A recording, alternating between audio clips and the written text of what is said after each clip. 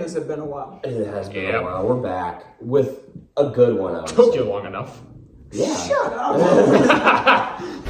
Time to suit up.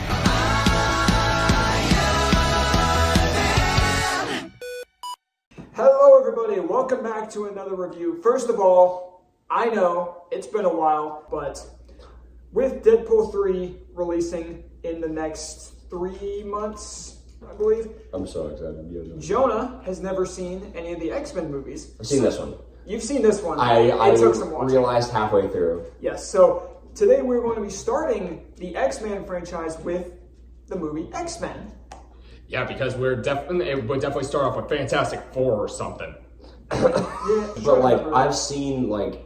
Oh, obviously, Christian Hopkins. Lucas Hopkins. John Morgan. Took us long enough to say that. It's been a while. 4 months. I've seen here and there. So I had seen this movie. I've seen First Class, which I love. I've seen Days of Future Past, which I love. I've seen Apocalypse. And that is it. Yeah, I've seen all of them, but some of them it has been a while since I have seen. Like, I haven't seen First Class. I love First Class. Origins, Wolverine. You will love First Class. It's so good. Yeah, I remember liking First Class. It's just been a while. But this one I've seen relatively recently, and I love this movie.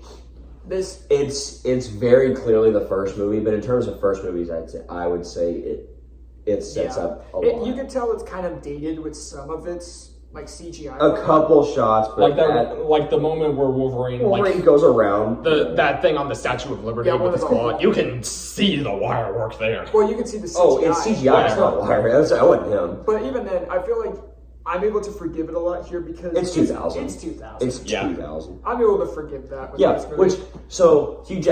Hugh Jackman's been looking good since before 2000. He was 30 at the time. He's 55 now. He's Wolverine. Yeah. Let's start with that. One of the best castings ever. Is this the first time on this channel we've talked about his casting? About Hugh? I think so. Probably. He's perfect. What else have you talked about the X-Men? Listen, I think that like this new Deadpool movie coming up is the two best castings in superhero history. I would say it's two of them. For me, it's Hugh Jackman and RDJ. But I do think Ryan Reynolds is... Because Ryan Reynolds' Deadpool is so good. Yeah. Listen, Steve Bloom is like the voice actor of Wolverine for like basically everything else. Steve Bloom is the voice of Wolverine. Hugh Jackman is the live action. I think this is just Wolverine. This is Wolverine. Both of them, I'd say that. Yeah. This is Wolverine. I do like Hugh just a tiny bit more than Steve, but they are both... It's honestly like... The only difference is that Hugh is tall.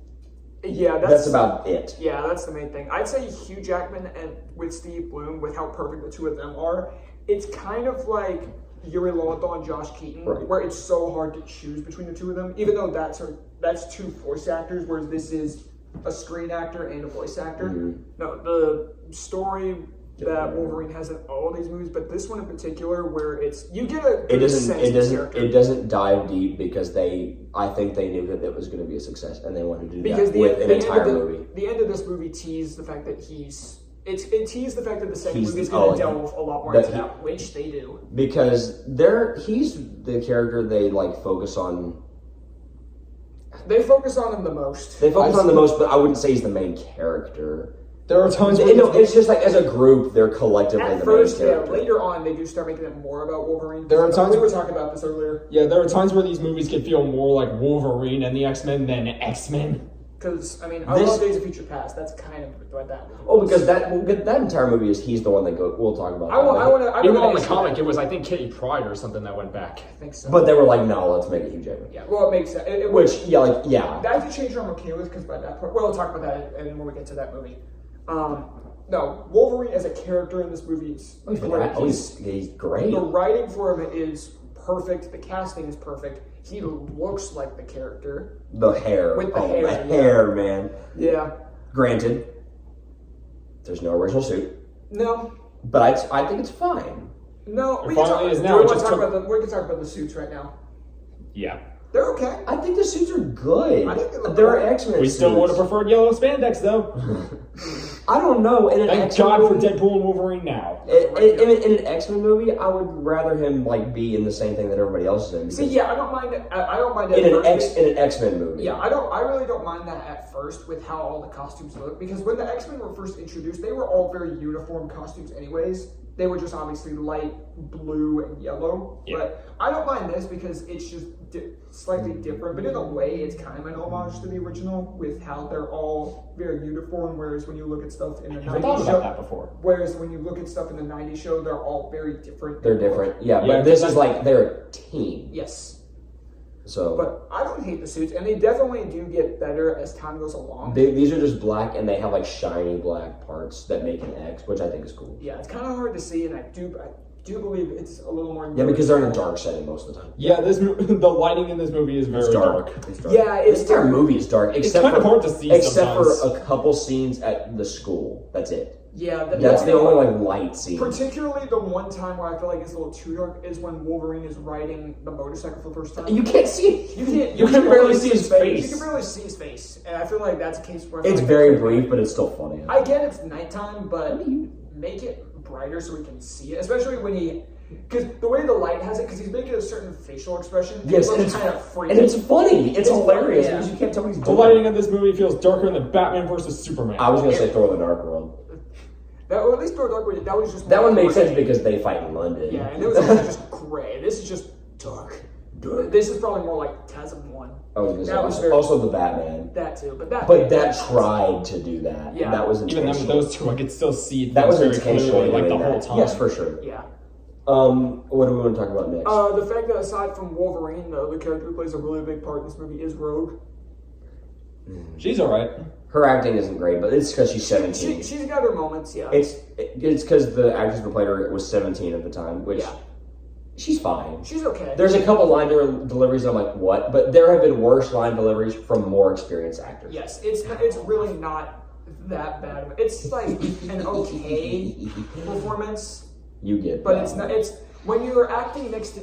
Honestly, I don't think she's a bad actor. But when you're acting next to Hugh Jackman, there you go. Yeah. who It's at this point, I mean, he had been in stuff, obviously. Yeah. Would you say this was? I think he was mainly a stage performer before this. Yes, he was Broadway. But would you say, in terms of movies, this was a big break? I would say so. Yeah, But definitely. Unless like, there's something before. he was still, but he's 30 years old. He's more experienced in like life in general. So when you're acting next to people like Patrick Stewart, Ian McKellen, when there's back-to-back scenes with them and then her, it is jarring. I It can would be say. a little jarring, yeah. Like that scene whenever they were talking in was it Logan's truck or whatever? Yes. Yeah. Like it was. I feel like it was especially there where I felt like it was very noticeable that Rogue's acting. Tell me when they first meet. Yeah. I think in the train, it's also in the That train. It's too. also because she's deadpan. I would and say she's- it's mostly a line delivery. She's really good at showing emotion. yes, it's delivery. Yeah. But, Yeah. like it's like Padme. Yeah. Yeah. Do we want to talk about any other characters first? I mean, there's some we have to because Professor X. You got another case of perfect casting right there. I think there's two more. Let's talk about them together. Yeah. Magneto and Professor X There are you both go. perfect. They Ian are- McKellen and Patrick Stewart are two. Like obviously at the time they're starting to get like older obviously, but they are just. I don't even know how to I feel like Patrick describe the two of them. I feel like Patrick Stewart as Professor X might be at least one of the biggest cases where I see him and I'm just like, oh yeah, that's that character. That's I think Professor X. No, the there's only other one I can think of is Christopher Reeve as Superman. I mean, I think of James McAvoy, obviously, but that's because it's the same series. Yeah. But like, and it's a different version of the character. But Patrick Stewart, oh man, like whenever he was in Doctor Strange, I popped off. Oh, same. I love Patrick that Stewart. yellow chair was sick. Because I grew up watching Patrick Stewart because my dad loves Star Trek. Yeah. So I love Patrick Stewart, and then Ian McKellen. Oh man, they're both so good. with talking about Magneto as a character, him as a villain is one of Magneto in general is one of the best Marvel villains, and they he'll captured get better later. He captured this character so well. The writing for this character was so good. His plan is to, because at first we thought, oh, he just wants to turn everybody into mutants using a machine, which is what he needs Rogue for. And then I ended up remembering, oh, he wants to turn everybody into mutants with this machine. Briefly, and then it kills them. Because the mutant cells that awaken from this machine makes it where it's not natural, so it ends up essentially rejecting the body, thereby killing the person, which is what we saw happen to Senator Kelly. Who literally melted. He literally melted into water Which- in front of Storm. Which, like I said, is probably felt more disturbing as a superhero movie character death or whatever than Hulk in What If. Senator Kelly's powers is just in general so freaky. He's jelly. He really is. It's freaky. nasty. Like that one moment where he was just squishing through the bars on his person at Magneto's face. That's another one of the moments where it's like, it is 2000, so they did what they could, but it's like, oh, You can tell that looks like You can a tell in this thing. time period they hadn't figured out stretchy powers yet, because Mr. Fantastic in the Fantastic Four movies around this time didn't look that much better either. But that was body parts, not so much his face. Another thing for Magneto, the very first scene in the movie, it's great. with the concentration camp, And they reuse it, like, because I remember seeing that scene, and they reused that same scene later in First First Class. Class. Which, as good as Ian McKellen is, I think as we go, anyways, we'll get to that. his name is Michael Fassbender. We will get to that movie maybe a couple weeks, we'll see. I will just preface it with, I think he's one of the best acted villains ever in anything. No matter which Magneto you talk about. I agree. I completely agree. It's Sir Ian McKellen.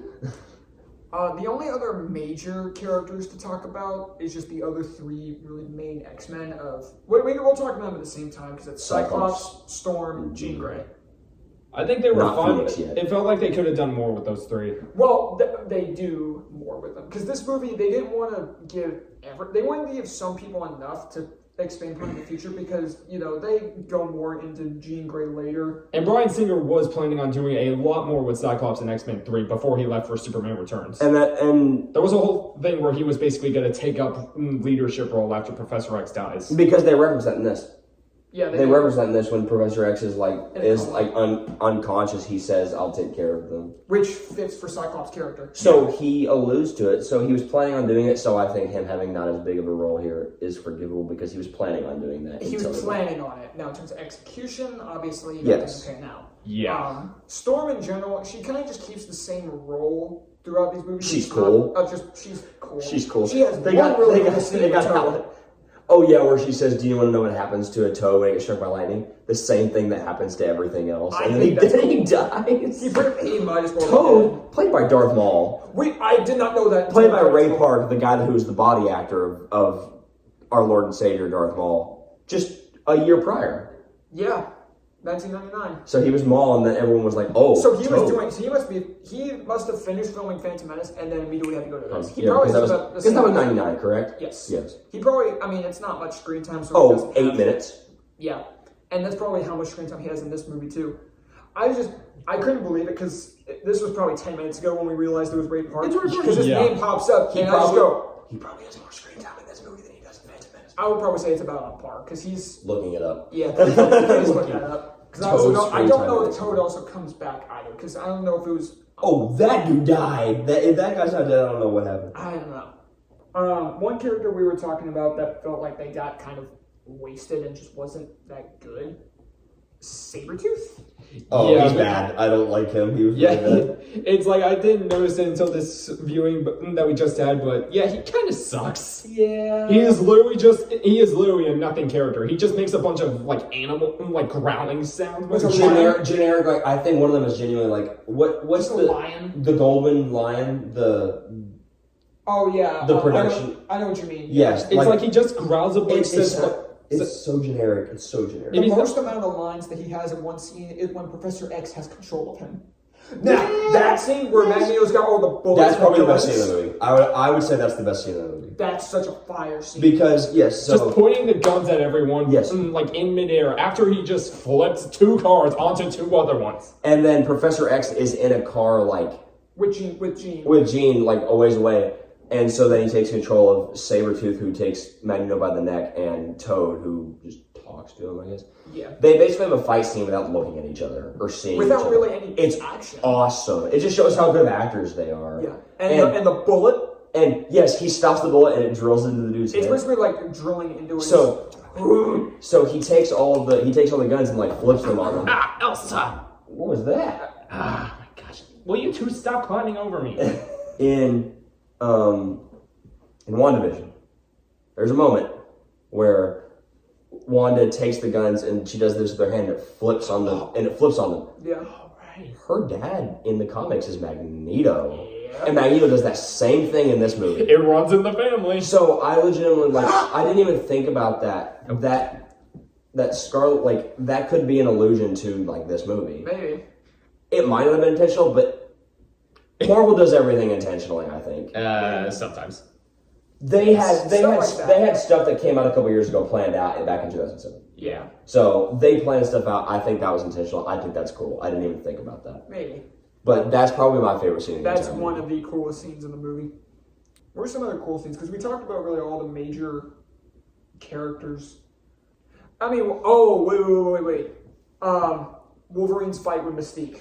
Oh, yeah. I did really like it. It also gave us it gave us the best line of the movie. Hey, it's me. Prove it. You're a dick. Okay. But the line delivery is so good. Just what are you doing? She's being weird. Like she always is. On my phone. The line delivery makes it so much better. And it's already great, but the actors, Hugh and James... No, Hugh does a good job of when Mystique is disguised as Wolverine, she makes like different faces and stuff. And Hugh does that, and it's hilarious to look Speaking at. of Mystique, that actually reminds me of whenever she tried to sneak up on Wolverine a Storm. That actually threw me off. Like for a split second, I thought that since I haven't seen this movie in a while, like I thought that she was still shapeshifted as Wolverine, and that Storm was coming up on her. But then Wolverine stabbed her, and I was just like, oh, that's right, she was actually Storm, not Wolverine. Because if you're thinking about where she's coming from, it doesn't make sense with where she because it's right after the scene where she fights Toad. Mm-hmm. It's right after that. So if you're thinking about where she's coming from, it doesn't make sense. And also, they have the really, really good like detail of him sniffing as she walks in, which is cool. It's the thing. I didn't notice that because he's very noticeably sniffing as she walks in. Yeah. So and then you were like, wait, why would Mystique be sniffing? Yeah. But it's like if you're not paying attention, you're not going to notice. No, it. yeah. But There's it's like a lot once you of do, you're little just things. like, oh. There's a lot of little things in this movie that tie into specific characters, and it works really well. What about Wolverine's introduction? That's the scene I'm thinking of. Just the ring. Yeah, he's just introduced in like a cage match, pretty much. I love how you see the guy's beating on him at first. Wolverine just kind of holds up his arm, and you see Yes, the other because dude. he doesn't punch. He just holds it up. The dude throws all of his force into it, and you see his hand like. And you can hear the metal in Wolverine's. You hear Every single time Wolverine makes contact with that dude, you hear it like it's a metal like ding. Yeah. Which And makes then- sense. and then It's like you can and tell he that goes the back guy's to- practically just banging against a bunch of metal because he pretty much is. He is. And then he goes back to his corner and smokes Yeah, he does. Because of course he does. because he's Wolverine. Also, one line that I really liked that they mentioned here and they said immediately is a lot of people don't think about this, but it's when Rogue asks every time they come out, does it hurt? He goes, every time. Yeah, because those hurt. Yeah. It's metal. His skin is pretty much tearing open to pop those out. Yeah, it's gonna hurt. You see it the first time it happens. They make sure to show you that his skin on like right there, which hurts. Yeah. splits open. Yeah. Because a lot of people don't think about that, but Wolverine has healing abilities, but when he gets shot... He still hurt. Like, if he gets shot, it'll still get hurt. The thing is, just all the pain that he experiences doesn't compare to like the pain that he went through, like getting like all the testing and experiments. The guy can't die. He's not invincible though. Wolverine, as a character, has always been somebody who he's taken a lot of physical damage, but it doesn't compare to all the mental stuff he's had to go through. He's immortal when it comes to wounds, but he's not invincible because invincible means that you can't be hurt. Or invulnerable means you can't be hurt. Yeah. Invincible is like you can't die. It's not like because invulnerable is Luke Cage. He be hurting. Yeah, because if Wolverine gets Not shot, like he gets affected. Not like Deadpool. If Deadpool gets his head cut off, he don't feel that. Yeah, I don't think he does. With what you said, there was even a moment in Days of Future Past where right after he gets sent back in time, he gets shot, and even he's just like, dang it. Yes, he reacts to it. Yeah, yes, and he's getting knocked back because it hurts. Whereas invulnerable is Luke Cage. If a bullet hits him, it bounces off, and he does not move. Honestly, I think that's all the big stuff. There's nothing despairingly bad. No, the most is probably Sabertooth, and even then, he's not good. It wouldn't have been bad, but It's like my main. it's kind of in the same boat as someone like Cyclops and all the movies. I Don't get a think- lot, but it makes it worse in hindsight because with us having seen you most of them, me all of them, they don't really do anything with Sabertooth afterwards until Origins Wolverine, and that just kind of screws with the continuity from what I remember. Yeah. Just my main, I don't really have an issue with this movie. It's just my main thing of why the score is going to be a little bit lower is that it shows its age, in my opinion. Yeah, but that doesn't bother me. No, it doesn't bother me. I think it's because I grew up with this movie. Right. Yeah. Oh, you say score. That's a good final thing to talk about. Soundtrack, fine. Oh yeah. The entire X-Men franchise has some of like the best soundtracks for individual movies that I have ever seen. Or ever heard, I guess I should say. Do you agree, Jonah? Say that again. Soundtrack. Oh, not yet. Because they don't have the I keep thinking of that moment whenever Jean used Cerebro and Cyclops was just running towards there to try to That's stop her. what I mentioned that. I said, that's good. That's good music. Yeah. Because it's, what's his name? What? The dude that makes the music. I don't remember. Look it up. John Ottman. John Ottman. But they don't use that theme in. You could play can you play like a snippet of it? Yeah. Like that's not the wrong. iconic part.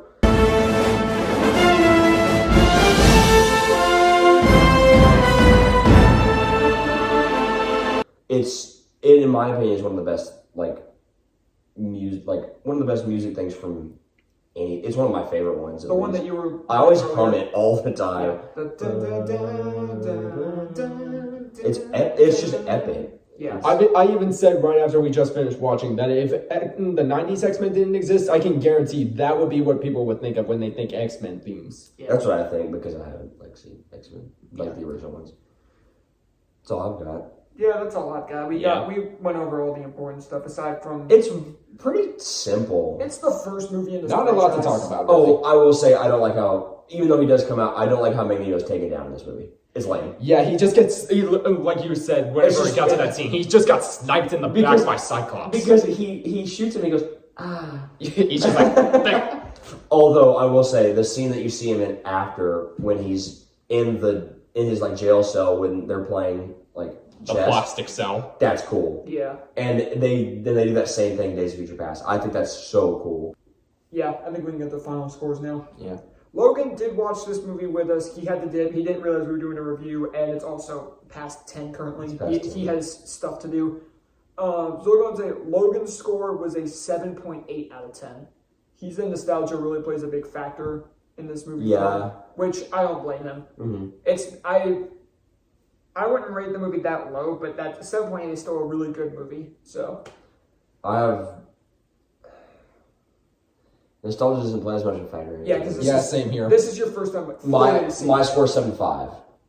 Really? It's still solid. I don't say it's aged poorly. It's just aged. I think that's the word for it. Yeah. It hasn't aged poorly. It's just. I mean, it's obviously aged. It's from 2000. Like for instance, Phantom Menace. I don't like Phantom Menace as much as I used to, and that's so nostalgic for me because rewatching it, it's like, oh, this is aged, and it's also boring. But anyways. Yeah. But yeah, it's still good. It still sets up stuff. It's a first movie. I understand. It's only going to get better. I don't want to put this too high and not have any space because I know for a fact that I'm going to give at least. Oh. I have an idea for what I'm going to give all the future ones. It just depends on rewatching them. Deadpool 1, 10, Deadpool 2, 10. No. But on rewatch, if I remember a couple of these movies correctly, I could have 1, maybe 2 10s in X-Men. Fair enough. There's only really one movie that would at least get mostly close to a 10 for me, and that's Days of Future Past. But I mean, I wouldn't exactly give that a 10. But I'll judge them again on the rewatch. Yeah, well, I haven't seen them in a while. because you're also trying to leave room in case all the ones you haven't seen also. Yep, have that's that. right. Yes, but I say 7.5 because I would rewatch it. It wouldn't be my first choice to rewatch, obviously. So that's why I say 7.5 is good. Because anywhere above 6, I'm like, yeah, I'll rewatch it. Yeah. So 7.5, I think, because it's I wouldn't say 8. Because if it was in the 6 range, you'd be like, I'd rewatch it, but you don't love it. Then the This 7, is a good. the 7 This is range, a good you'd be like, movie. yeah, good movie. This is a good movie. This is a solid movie. 8 range, you'd be like, man, this is Anywhere really from good. 7 to 8, I'm like solid. 8 to 9 is like, yeah, it's good. 9 to 10 is like I would Peak. rewatch this over and over again. Yeah. Luke, what do you got? I'd probably give it an 8.5. My main problems are the CGI, Sabertooth. Some characters could have been used better, like more, like Cyclops, Jean, Storm, and also how dark it can be, like the lighting. Those are really the main things for me. But I mean, aside from that, very solid start. Yeah, because it's different if you're trying to do lighting like that, like a Batman or something like that. Yeah, I mean, I don't think they're trying to.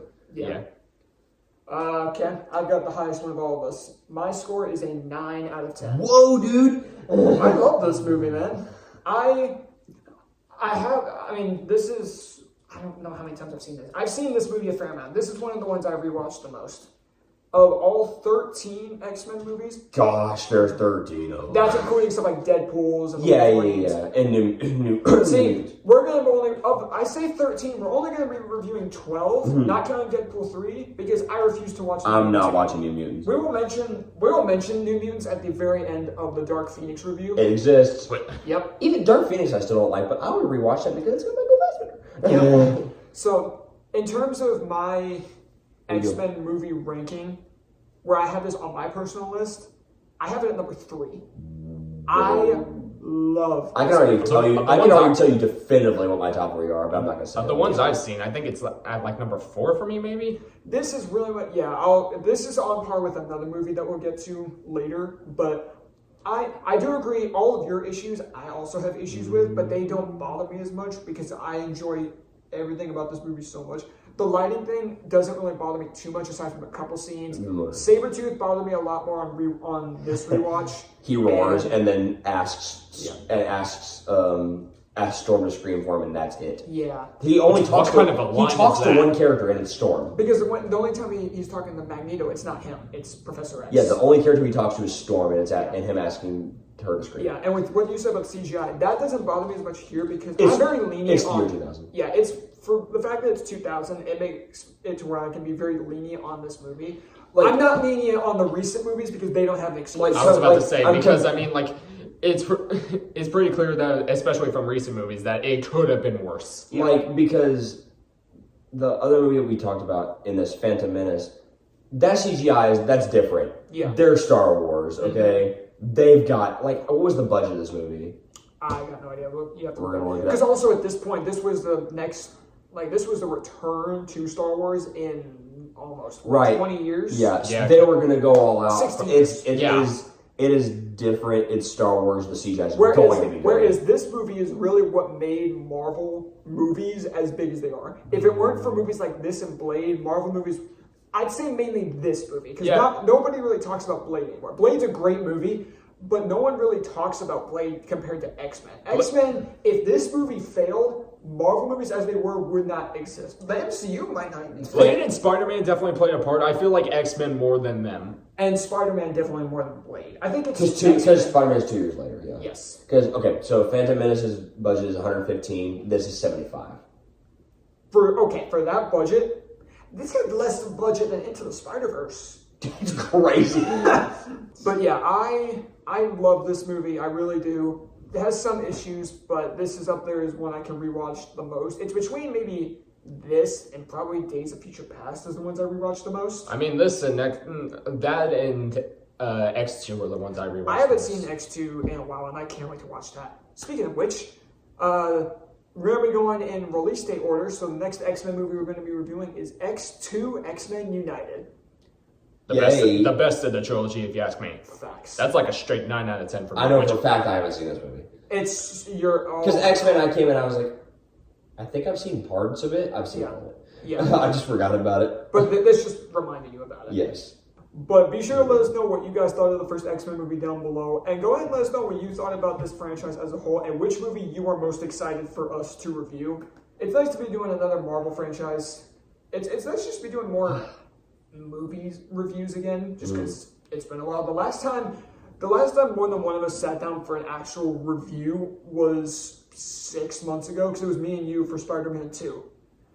And yeah, that was end of October. That video came out in December, because making that video made me want to die slightly. Jeepers. It came out. I still Great though. I still remember whenever I think you lost most of the progress on that thing. The thing didn't save, and I about gave up right then and there. I was about to quit YouTube. Oh boy. But Anyways, thank you guys so much for watching. We will see you guys next time. See y'all later, webheads.